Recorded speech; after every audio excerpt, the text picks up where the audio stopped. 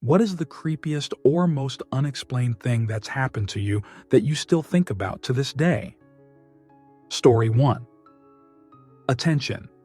Tag notice.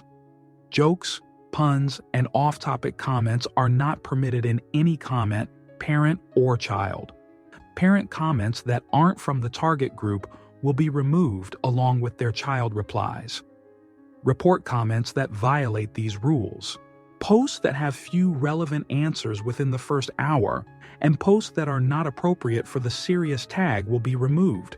Consider doing an AMA request instead. Thanks for your cooperation and enjoy the discussion. I am a bot, and this action was performed automatically. Please contact the moderators of this subreddit. Message, compose, or ask Reddit if you have any questions or concerns. Story 2. A few years ago, I was at my lowest point in life. Several people close to me had passed away unexpectedly. I was being bullied every day at my job. My life was falling apart. I was past being depressed. I just couldn't imagine waking up another day. So I planned my tragic end, bought a one-way plane ticket, got sleeping pills, and wrote a series of tragic end notes. On the day I was to fly out to fulfill my plan, there was a terrible accident on the freeway to the airport. It was shut down both ways, so I drove into a nearby pub to have a beer and wait out the traffic. The second I sat on the patio with my drink, a gentleman asked if he could sit with me. Whatever, I thought. Sure, who cares? He told me that whatever I was doing next was a terrible idea and I would regret it. I thought, who is this random fudge? But I listened. He said that he sensed I was in pain, but that I had an incredible life ahead of me and that this was not the way my story was supposed to end. Again, I'd never met this guy in my life and hadn't mentioned a word to him about my plan. He asked me to hand him my keys and my wallet, and he'd give them back to me after I talked, and he listened. I poured my heart out to this random guy, told him all my traumas and pains in life and why I was heading to the airport on a one-way ticket to eliminate myself in a cemetery across the country where my family was buried. He just listened, and then he pulled out a lighter, asked me to pull out my tragic end letters and help me burn them. He told me I was worth so much to the world and that after I finished my drink, I needed to head home and get some sleep. He told me I was going to be okay tomorrow, and I believed him. He then gave me my keys and wallet back. I left that afternoon and went home, hugged my family, got some sleep. And the next day, I started working on myself, finding a therapist, a new job. Years later, I'm in a fantastic place in life, so far from where I was that day. To this day, no one in my life knows how close I came to eliminate myself. But this random stranger just somehow understood me and saved my life. I never saw him again. I don't even know his name. It's the most unexplained thing that has ever happened to me. And I think about that guy every day. So, thank you, kind stranger, for saving my life that random September day on a pub patio. Answer: I don't know why I am posting this, but maybe it is because you are perhaps one of the few people who will understand. I once had something similar happen to me. I had planned to jump off a bridge near where I live. I was dead set on eliminate myself. I was just out of energy and love. I had no more life to give, if that makes any sense. It was right before Christmas, and it was snowing. I stopped at a hotel near the bridge to mooch off their Wi-Fi to finish my tragic end notes. I was just about done when my battery died. Fine. I checked into a room to charge my laptop. As I was waiting, I began to get hungry. I felt burdened by the hunger, more annoyed than anything, so I decided to get something to eat. This hotel was located in a small town, and the only restaurant was right next door. I was over, and there was a closed sign on the door, but the lights were on, and I could hear people inside. So I go in. A gray-haired man came out of the back and told me that him and the employees were having a Christmas party. but their chef could whip something up. I go into the main dining room and wait around a while before getting up to grab myself a beer.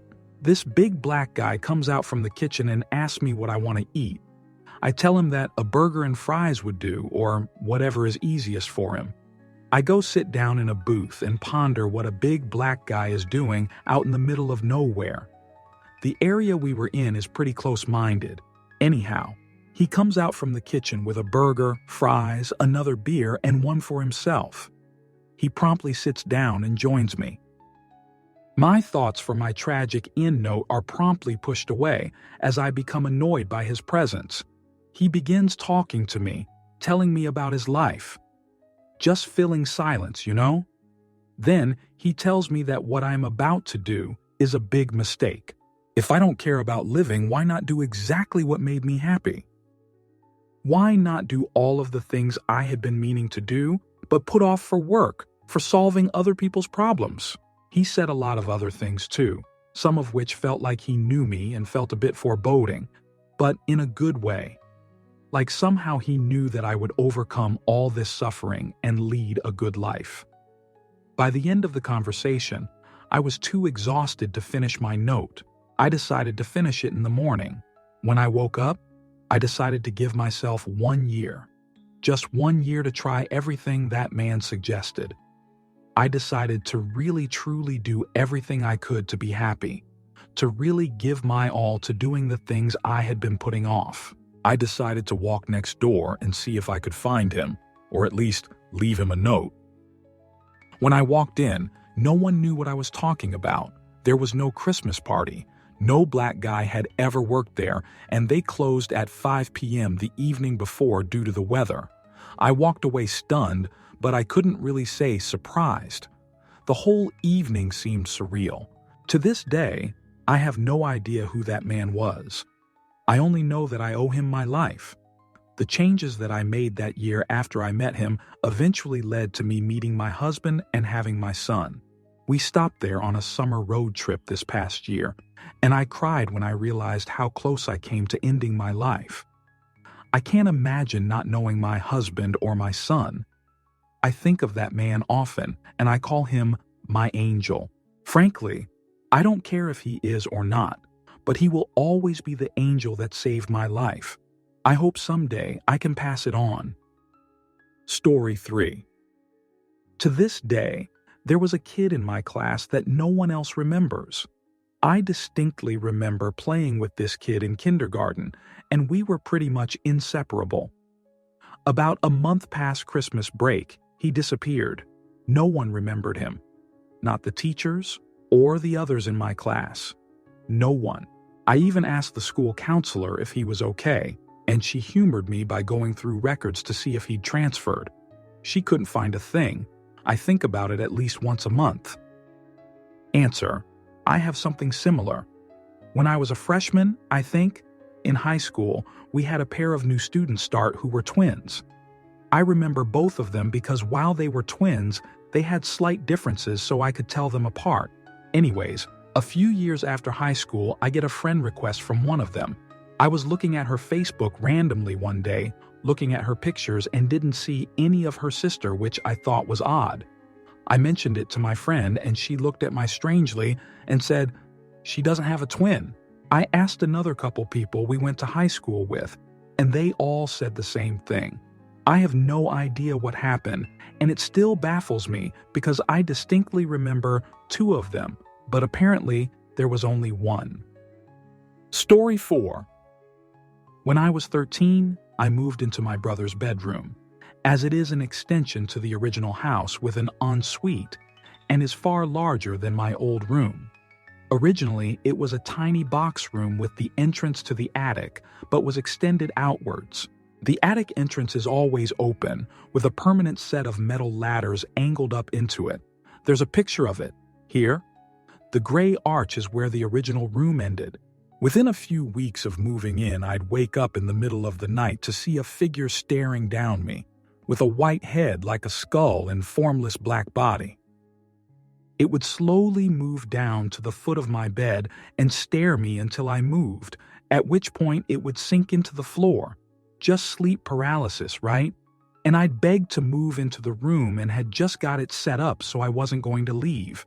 I didn't really talk about it to anyone. It gradually became less frequent over time. 8 years after this, my brother mentioned at a get-together that he used to have a sleep paralysis demon when he lived in that room, a half-joking, half-freaked-out way to other people when the topic of them came up. He described the exact same fudge thing. Neither of us mentioned it to anybody else at the time it was happening, so we have no explanation for us both experiencing the same thing. I am currently back from uni myself due to corona, with that dark void in the ceiling in the corner of my room. Story 5. Was delivering newspapers on my paper route when a longtime customer pulled his car next to me and asked me to just give him his daily newspaper now because he was going on a long trip. I handed him his newspaper, then skipped his house as I continued my route. The next day, I was collecting the weekly fees. You used to have to go collect the money back then. No internet payment yet, and I went to his house to collect my fee. His wife answers and promptly complains that I missed her house on my deliveries the day before. I explained to her that her husband pulled up next to me. I told her what he said and that I gave him the paper.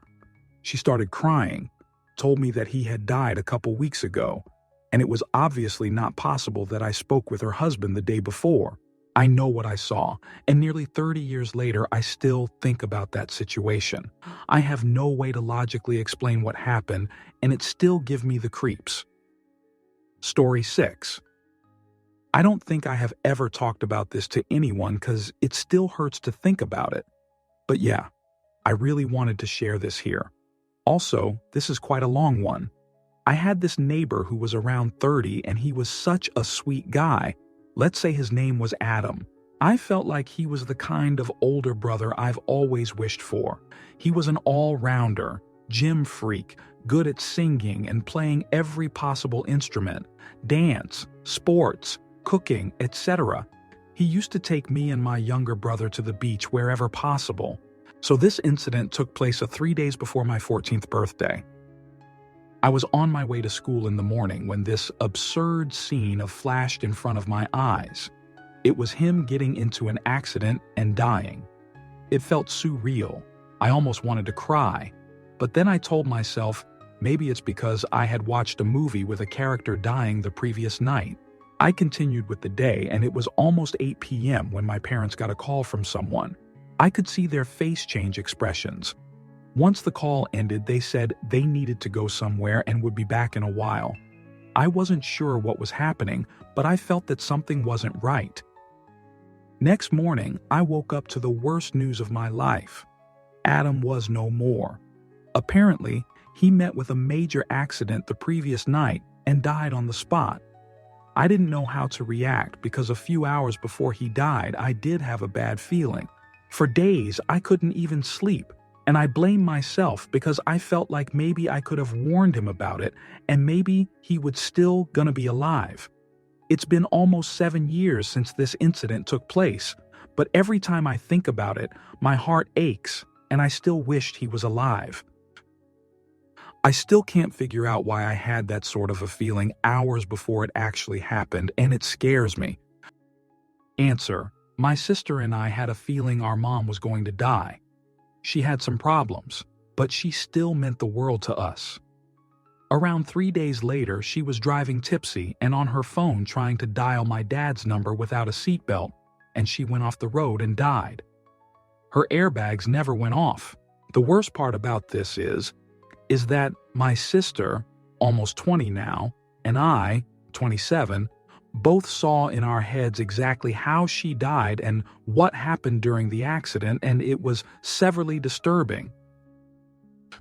It was a single car accident, so no one else was involved.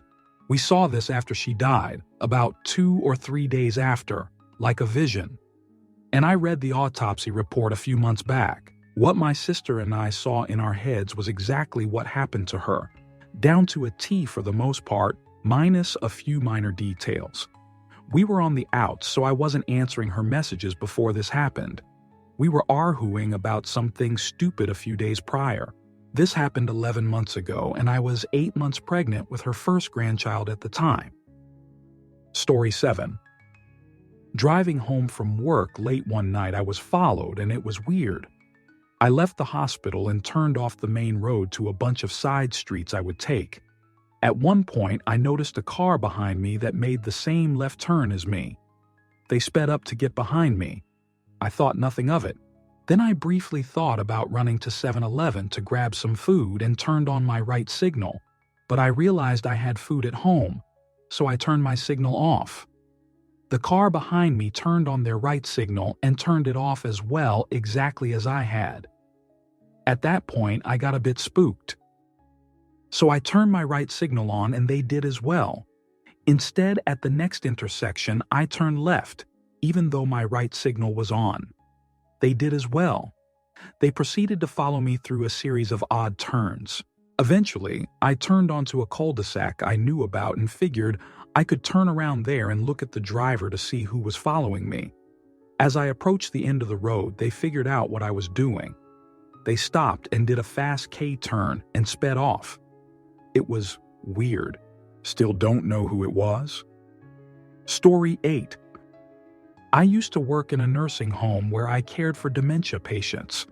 Every patient on the hall I worked on would steal spoons from dinner to give to the kids because they like shiny things. It got to the point where once a week I'd have to go through everyone's room to take back the spoons. I asked the patients about the kids many times, but never got a good answer. I'd hear things like, they just live here, or they stand outside in the snow and look in the windows, or they're my friends who visit. Wouldn't be so weird if they all didn't do it, but it was everyone, the ones who were still capable of speaking anyways. One time at 3 a.m. one of my patients started screaming, so I ran in her room and found her laying in bed, seemingly fine. I asked what was wrong and she said, "That boy is here again and won't get out of my closet.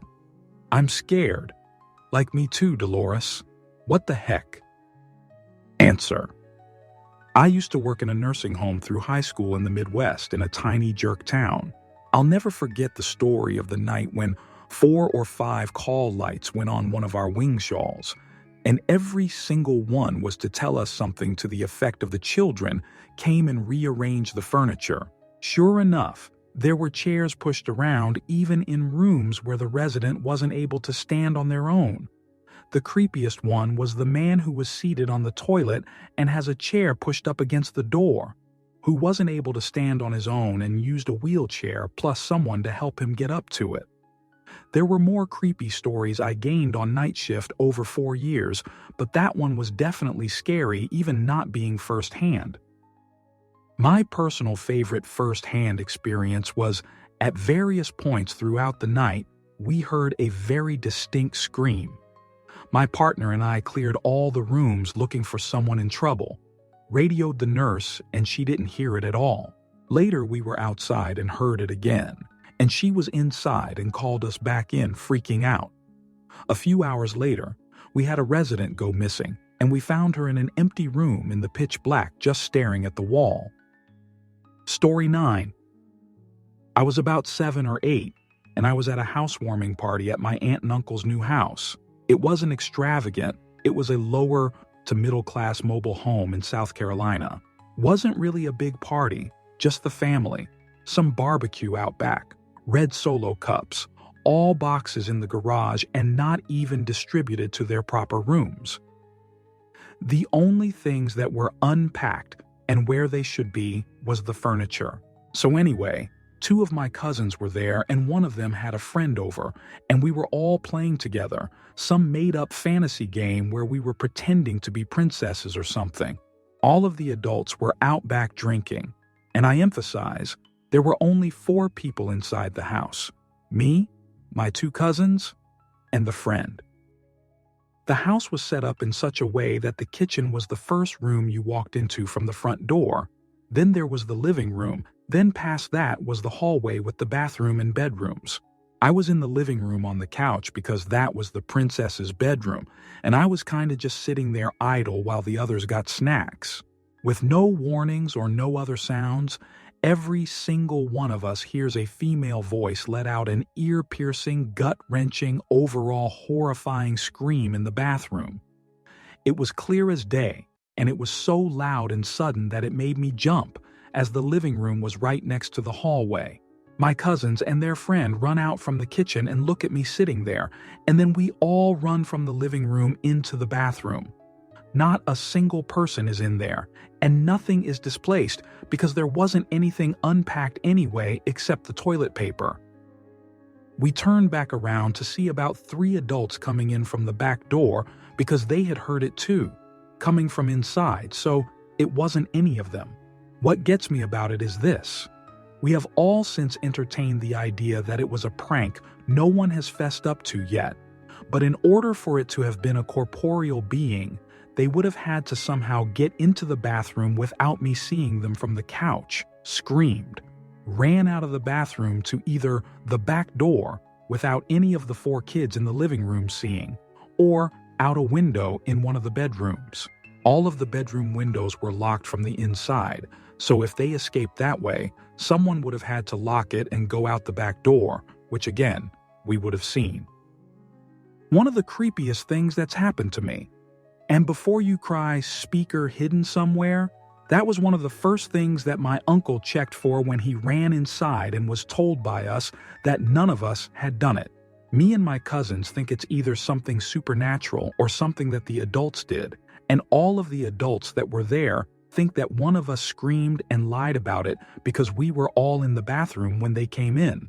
Either way, the mood at the party was eliminated really fast after that. Everyone was confused and a little on edge, and there wasn't any of that self-satisfied undertone that someone who just played a really good practical joke would have been showing. It was a pretty blood-curdling sound. Story 10. My last year at uni, I lived in a 4-bedroom house with a ground floor, then 2 floors with 2 bedrooms each. My friends had the first floor bedrooms. I was on the second floor, and the bedroom next to me was empty because the guy who had rented it was staying with his girlfriend. I don't think he ever slept there. My bedroom and his had small crawl space cupboards in the corners. I come home from uni one day to find my friends discussing noises sounding like footsteps that they've heard from my floor at night when I was asleep. I laugh because apparently these noises are loud and I have heard nothing. Because I don't believe them, I offer to go look at the crawl spaces. We go upstairs. I open the door of the empty room, and right as I open the door to the crawl space in the other corner of the room slams shut. We freak out. There's no reason for that door to have been open in the first place, so we grab kitchen knives, hole up in one of their rooms, and wait for a friend to come and check the cupboards and attic. We never found out what those noises were, but it was the scariest thing that happened the whole year we were there. Story 11. I don't believe in the supernatural, but I sure did remember this pair of events from over 20 years ago. I was driving down the freeway in a big city after work, and my car stalled in the left lane. Some guy immediately came up and offered to tow me to the next off-ramp with a tow strap. He dropped me off, and I tried giving him some money. He declined, telling me to instead do something nice for something else. A week later, there was a rare downpour as I got in my car, same one, fixed, after work. 2 scruffy-looking guys came running up to me and one said, "Hey, brother, we missed our bus." He wanted to know if I could give the 2 of them a ride. This was not the best part of town, and I wouldn't have been inclined to let them in, but I remembered what that Good Samaritan had told me. Pay it forward. Okay, I said, hop in. We drove onto the freeway and I made all my usual turns heading home. It was the same way my 2 passengers wanted to go. After a while, we got to an exit where they asked to be let off. It was the same exact spot in a city of millions of people where that other guy had unhitched my car from his truck and told me to do something nice for someone else. Story 12. A ghost saved my life in a haunted old Shakespearean theater by telling me that a plank that edged along a wall which was the only way to get to the furthest corner of the building, 60 ft above the stage, was missing a section and warned me that I would die. 1985. I had worked there all summer when I was 17 and had never seen this guy before. I had landed a cool job as a stage operations crew the summer after high school and worked the upper theater high above the stage on the catwalks. I was working in a far corner of a theater's rafters through my lunch break so I could leave early that day, and was asked to walk off the catwalk, cross a wooden plank, and drop a rope down and pull up a larger rope to tie off on the rafters. We were getting ready for the season and slowly stringing lights and scenery to the drops that were bars on pulleys and counterweights. As I left the decently made catwalk, I stepped onto a plank and couldn't see in the middle of the building, but could see a plank rising upward on the other side of the darkness. Okay, it must hit a platform there at the bottom and go up again, I thought. I walked 4 to 5 steps down into a very dimly lit part of the rafters on the plank when a man stopped me. Turn around slowly. The plank is missing. No light. Get light.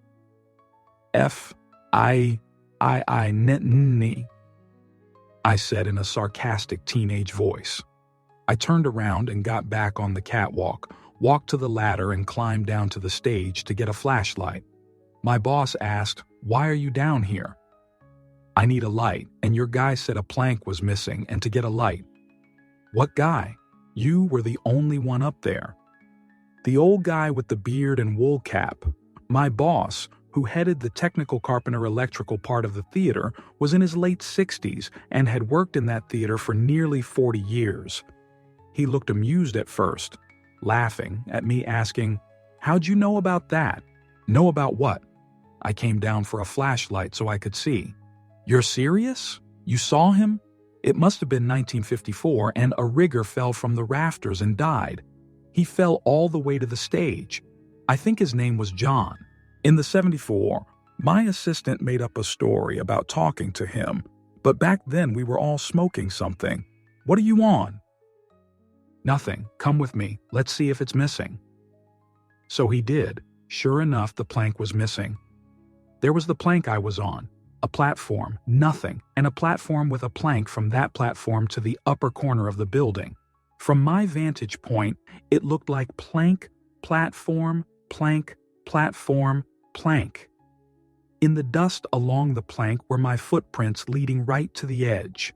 One more step, and I would have fallen to the stage. Below us was a thick fabric curtain that separated the stage from the rafters, blocking light from below. In the horizontal folds of the curtain, a wool cap. To this day, I've not stepped back into that theater. Story 13. I have a weird memory that's not mine. I'm a small boy with a suit and tie. I'm at a party in a huge ceremonial church or something, and there's lots of men and women wearing fancy black clothes.